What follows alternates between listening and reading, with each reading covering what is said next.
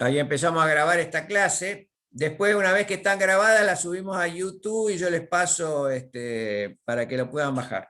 Bueno, vamos a compartir entonces un PowerPoint que yo les he mandado. Les pregunto si lo han recibido bien, que es de pólvoras. Sí, profe. Bueno, perfecto. Entonces vamos a empezar a desarrollar este PowerPoint. Nosotros estamos viendo hasta ahora todo lo inherente a cartuchos. Y uno de los elementos, así como hemos venido detallando las balas, las vainas, el otro elemento componente de los cartuchos son las pólvoras. En consecuencia,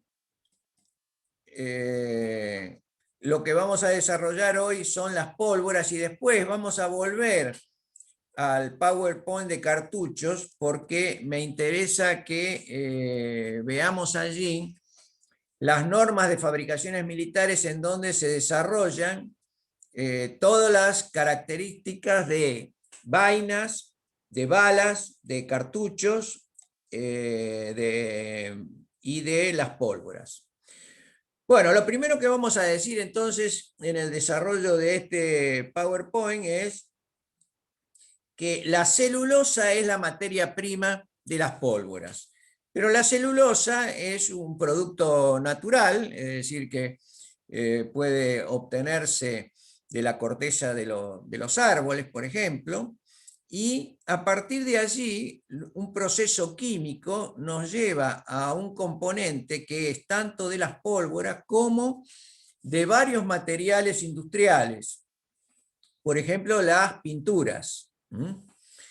Entonces, a partir de esta materia prima, que es la celulosa, el proceso es un baño de nitración, es decir, ácido nítrico. Se lo embebe en ácido nítrico y entonces aparece ya la celulosa con el primer proceso de ataque químico con ácido nítrico. A partir de allí tenemos presente lo que se denomina la nitrocelulosa industrial. Esta es la nitrocelulosa industrial la que, como decíamos, puede participar como componente de las pinturas. ¿Cuál es el proceso específico ahora para llegar a lo que se denominan los granos de pólvora?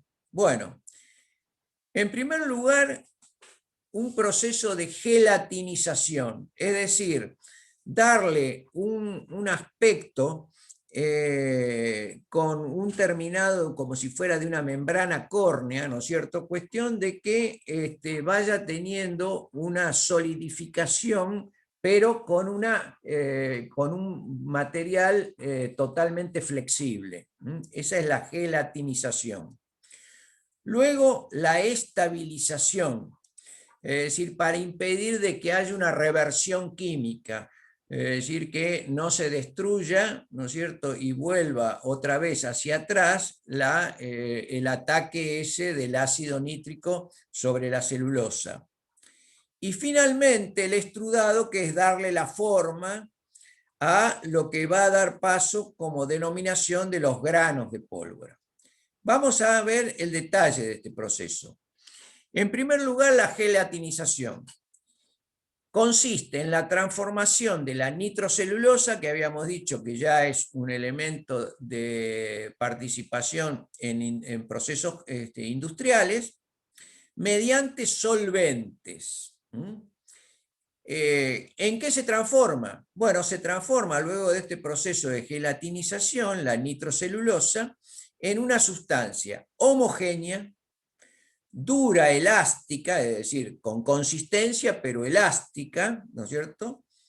De aspecto córneo. Córneo es porque asimila a la córnea del ojo, ¿no es cierto?, que es flexible y que tiene como si fuera una membrana brillante, que arde solamente en la superficie y tiene una descomposición menos brusca, regulada por quemado por capas. Es decir, que luego de este proceso, si esto sufriera un quemado, iría quemando por capas, desde la capa externa hasta la capa interna, es decir, se va a ir reduciendo por capas el quemado. No es una explosión de quemado simultáneo en toda la composición, sino que va a quemar la capa externa, luego la capa que sigue, y así por capas se va a ir reduciendo el tamaño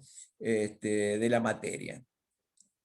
Luego de este proceso, entonces, la gelatinización, si el disolvente es inerte, se elimina la mayor parte en la fabricación, ¿no es cierto? Estas son las pólvoras, por ejemplo, monobásicas o pólvoras nitrocelulósicas.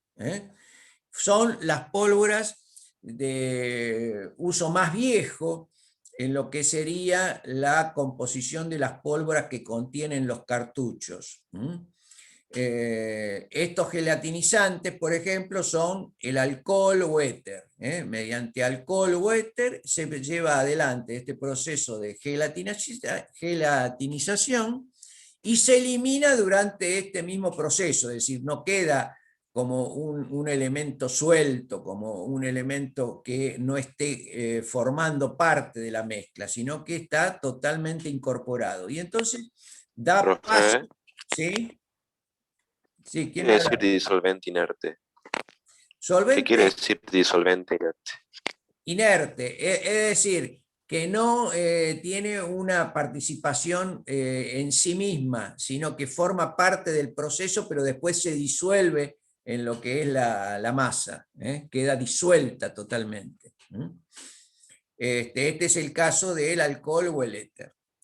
Ahora, si el disolvente es activo, es decir, en vez de ser inerte, es activo, es decir, que es otro explosivo que se le incorpora a la mezcla, ¿no es cierto? Su eliminación es inútil, es decir, forma parte, ¿no es cierto? Y el gelatinizante más conocido como disolvente activo es la nitroglicerina.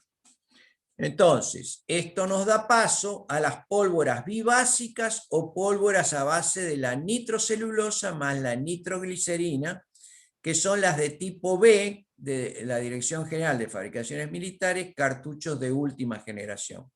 Así que, resumiendo esto, yo puedo tener en este proceso de gelatinización, yo puedo usar, mejor dicho, en este proceso de gelatinización, un disolvente inerte, es decir, que no tiene ninguna consecuencia con nada, no es un otro explosivo, no tiene características de explosivo.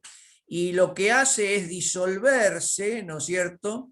Y prácticamente queda eliminado de la composición, forma parte ya de la mezcla, y entonces lo que tendríamos allí como resultado sería pólvoras monobásicas o pólvoras nitrocelulósicas.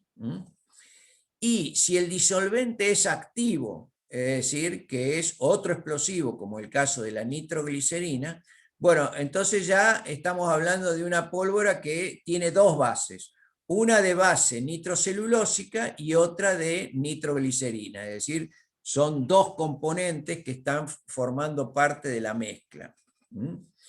Y en fabricaciones militares, la primera es conocida como de tipo A y la segunda como de tipo B.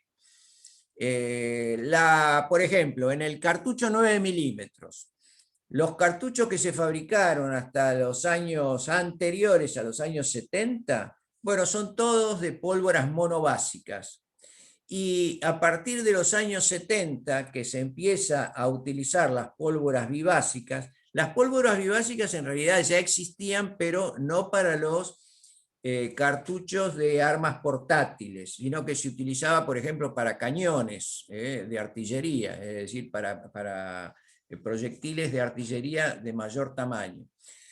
Y estas pólvoras bibásicas no se utilizaban entonces en cartuchería para armas portátiles. A partir de los años 70 comienza a utilizarse entonces las pólvoras bibásicas, son pólvoras con mucha más energía. ¿Por qué? Y bueno, porque aparece la nitrocelulosa, que es un explosivo de capacidades energéticas muy grandes, y entonces, al formar parte de la mezcla y dar paso a las pólvoras bibásicas, tenemos pólvoras que hoy constituyen los cartuchos que están destinados a las pistolas high power, es decir, por ejemplo, la 9 milímetros Browning High Power, ¿no es cierto?, usa este tipo de cartuchos. Y lo mismo que la Versa, la Taurus y todas las armas de nueva generación.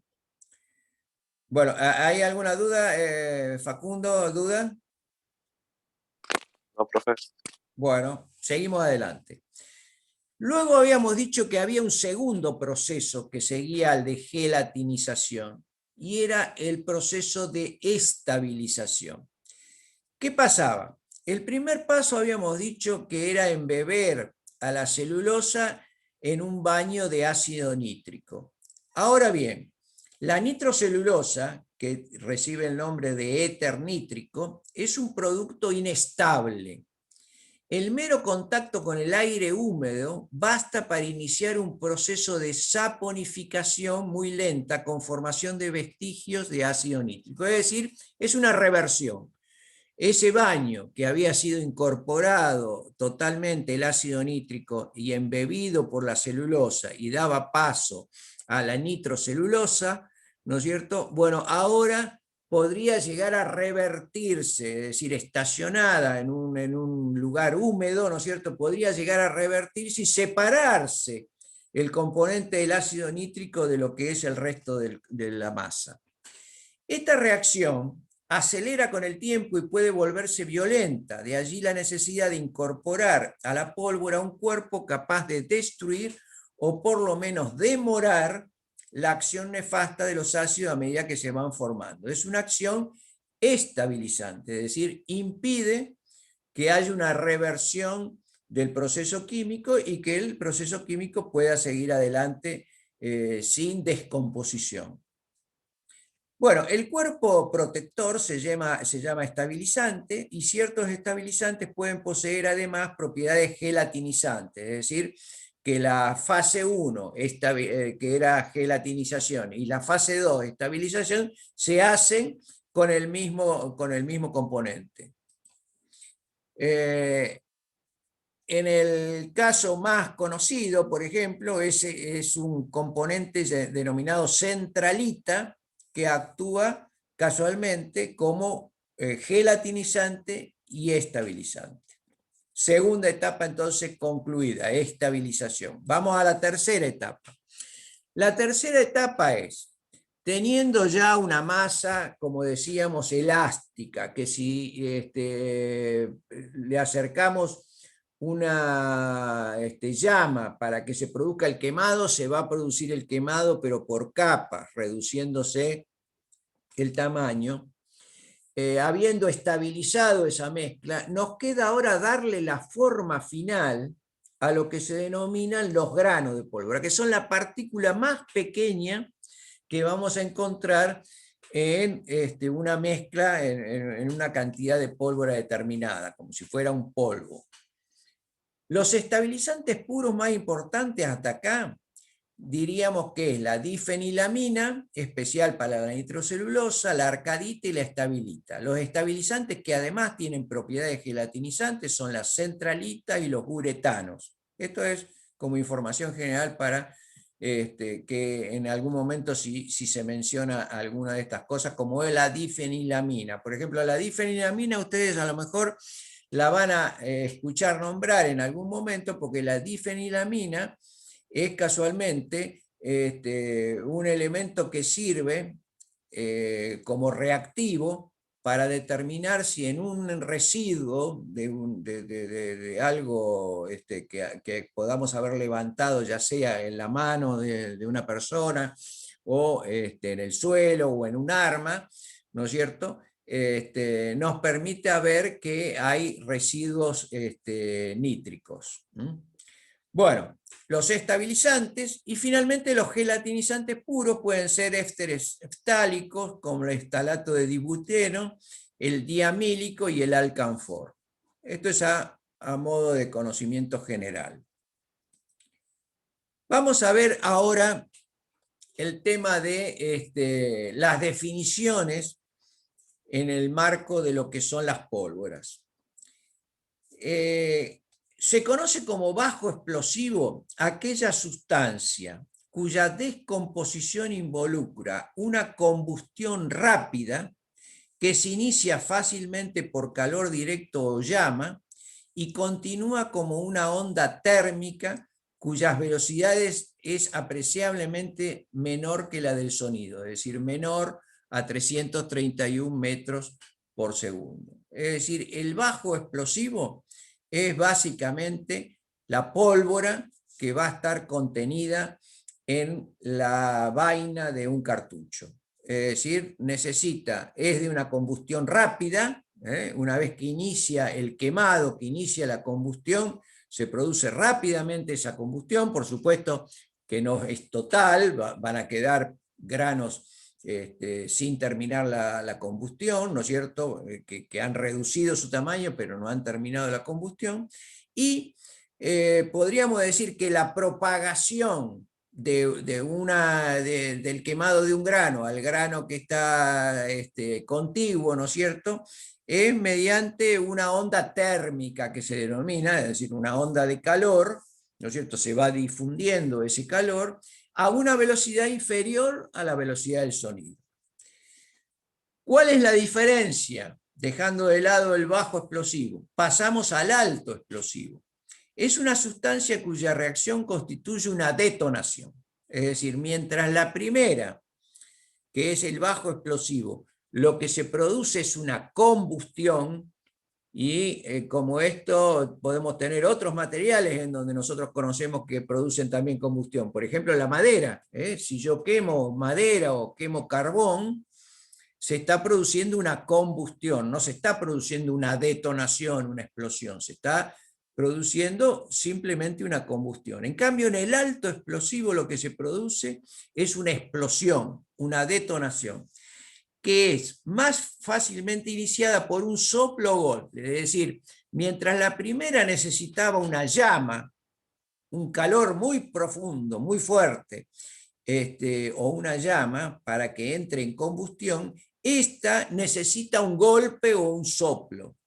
Y se produce como un fenómeno de onda de choque. La primera era onda de calor, esta es onda de choque. Y las ondas de choque tienen la característica de moverse a velocidades mucho mayor que las velocidades del sonido. Mientras la onda de calor es inferior a la velocidad del sonido, esta es superior a la velocidad del sonido. El alto explosivo, ¿dónde lo vamos a encontrar? Lo vamos a encontrar en la cápsula iniciadora. Porque recuerden, la cápsula iniciadora, ¿cómo actúa? Bueno, necesita ser percutada, que es golpeada. Es decir, le otorga la percusión a la cápsula iniciadora, el soplo, golpe necesario para que el alto explosivo que está contenido en la cápsula iniciadora, es una cantidad de mezcla muy chiquitita, ¿no es cierto?, y suficiente como para que genere lo que necesita el bajo explosivo, que es la carga que va a estar en la vaina, que es calor o llama, calor muy fuerte, ¿no es cierto?, o llama. De ahí entonces, vamos a tener una carga propulsora, que es la cantidad de bajo explosivo contenido en la vaina del cartucho, y que, ¿por qué le llamamos propulsora? Porque va a impulsar la bala fuera del cartucho. Entonces, la carga propulsora, es decir, que la pólvora, que es un bajo explosivo y está contenido en el cartucho, es casualmente lo que se denomina carga propulsora, porque va a propulsar, va a impulsar la bala. ¿Qué es la carga explosiva por el otro lado? Es la cantidad de alto explosivo contenido en un proyectil, bomba, granada, mina, etcétera, pero en particular en los cartuchos de armas portátiles en la cápsula iniciadora. ¿Se entiende, Camila? ¿Rocío, se entiende? ¿Rocío Paz? ¿Se entiende? Sí, profe, se entiende. ¿Rocío Díaz, se entiende? Sí, profe. Bueno. Seguimos con algunas definiciones, entonces. Pólvora es el bajo explosivo que por quemado produce gran cantidad de gases a una velocidad controlada y provee la energía necesaria para propulsar la bala.